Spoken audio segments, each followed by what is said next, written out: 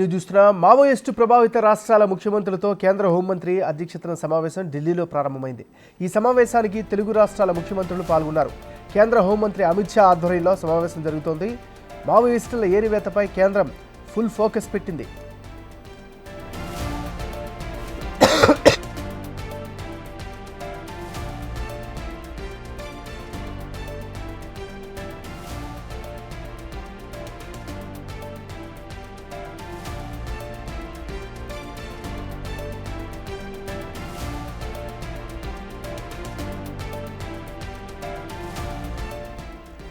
దృష్టిలో మనం breaking news చూస్తున్నా.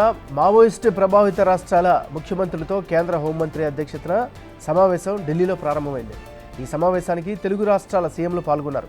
కేంద్ర హోంమంత్రి అమిత్ షా ఆధ్వర్యంలో సమావేశం జరుగుతోంది.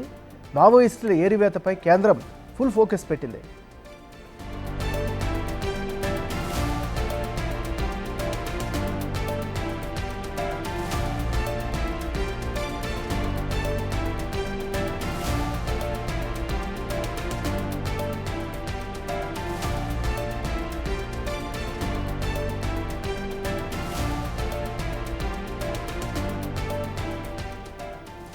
మావోయిస్టు ప్రభావిత రాష్ట్రాల ముఖ్యమంత్రులతో కేంద్ర హోంమంత్రి అధ్యక్షతన సమావేశం ఢిల్లీలో ప్రారంభమైంది.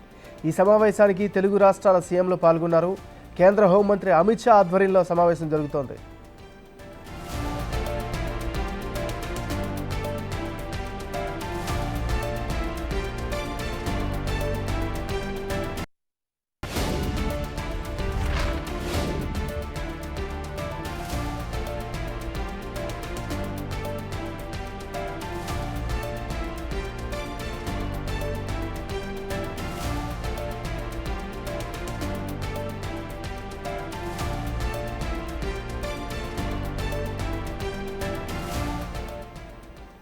మావోయిస్టు ప్రభావిత రాష్ట్రాల ముఖ్యమంత్రులతో కేంద్ర హోంమంత్రి అధ్యక్షతన సమావేశం ఢిల్లీలో ప్రారంభమైంది. ఈ సమావేశానికి తెలుగు రాష్ట్రాల ముఖ్యమంత్రులు పాల్గొన్నారు. కేంద్ర హోంమంత్రి అమిత్ షా ఆధ్వర్యంలో సమావేశం జరుగుతోంది. మావోయిస్టుల ఏరివేతపై కేంద్రం ఫుల్ ఫోకస్ పెట్టింది. చంద్రబాబు పర్యటన 2 రోజుల పాటు సాగనుంది. ప్రధాని మోడీతో సాయంత్రం 4:30 చంద్రబాబు భేటీ అవుతారు. బుడమేరు వరదలపై కేంద్రానికి నివేదిక ఇచ్చిన అనంతరం ఆయన తొలిసారిగా ప్రధానిని కలుస్తున్నారు. ఇటీవల కురిసిన భారీ వర్షాలకు బుడమేరు పొంగి ప్రజలు ఎదుర్కొంటున్న ఇబ్బందులు, నష్టంపై ప్రధానికి నివేదిక ఇస్తారు.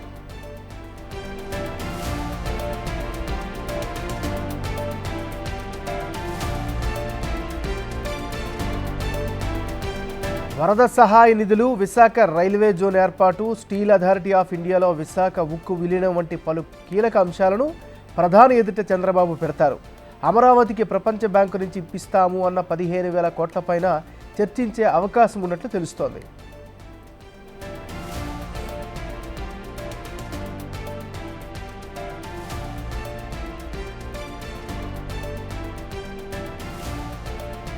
నిధుల విడుదలకు ఎలాంటి ఆటంకం లేకుండా ఉండేలా చూడాలని ప్రధానిని కోరే అవకాశం ఉన్నట్టు తెలుస్తోంది. పోలవరం ప్రాజెక్టు నిర్మాణానికి మొదటి విడత కింద ఇస్తామన్న 12,000 కోట్లను కూడా సీఎం ప్రస్తావించే అవకాశం ఉంది.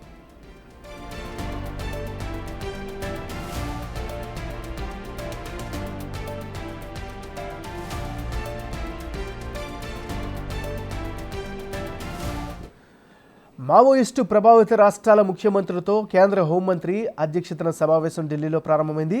ఈ సమావేశానికి తెలుగు రాష్ట్రాల సీఎంలు పాల్గొన్నారు. కేంద్ర హోంమంత్రి అమిత్ షా ఆధ్వర్యంలో సమావేశం జరుగుతోంది.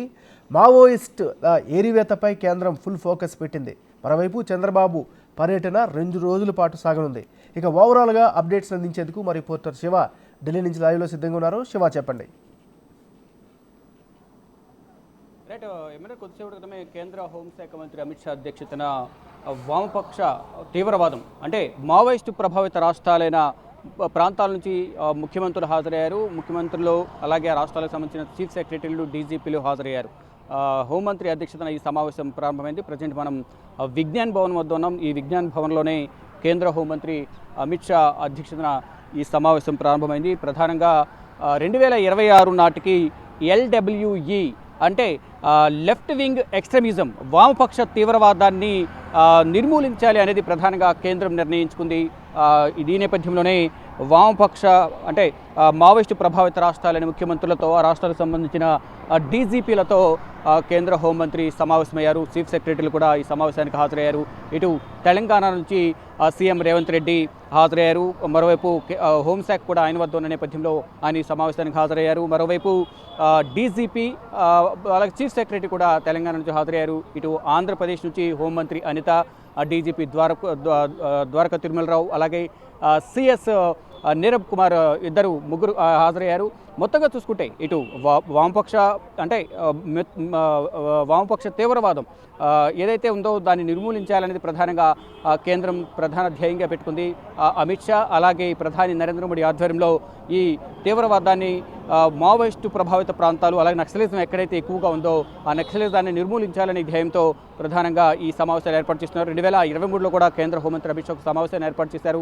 తర్వాత అప్పుడు రెండవ సమావేశాన్ని మళ్ళొకసారి 2024లో ఏర్పాటు చేశారు. అంటే అధికారంలోకి వచ్చిన తర్వాత మూడవసారి అధికారంలోకి వచ్చిన తర్వాత ఈ సమావేశాన్ని మళ్ళొకసారి ఏర్పాటు చేశారు. అయితే మొత్తంగా చూసుకుంటే ఈ ఎన్డీఏ ప్రభుత్వ హయాంలోనే మావోయిస్టు ప్రాబల్యం ఉన్న రాష్ట్రాలన్నింటినీ కూడా మావోయిస్టు రహిత ప్రాంతాలుగా తీర్చిదిద్దాలనేది ప్రధానంగా కేంద్రం నిర్ణయించుకుంది. దానిలో భాగంగానే ఆ రాష్ట్రాలకు సంబంధించిన అంటే తెలుగు రాష్ట్రాలు తెలంగాణ, ఆంధ్రప్రదేశ్, ఛత్తీస్గఢ్, జార్ఖండ్, మధ్యప్రదేశ్, మహారాష్ట్ర సంబంధించిన రాష్ట్రాల్లో ఈ మావోయిస్టు అలాగే నక్సలిజం అనేది ఎక్కువగా ఉంది. ఇప్పటికే ఆ మావోయిస్టు ప్రభావిత ప్రాంతాలు ఏవైతే ఉన్నాయో ఆ ప్రాంతాలను అభివృద్ధి చేయాలి. ఆ ప్రాంతాల్లో జీవించే ప్రజలకు కేంద్రం నుంచి రాష్ట్రాల నుంచి అందే సంక్షేమ పథకాలను అందించడంతో పాటు ఆ ప్రాంతాలను కంప్లీట్గా అభివృద్ధి చేయాలి.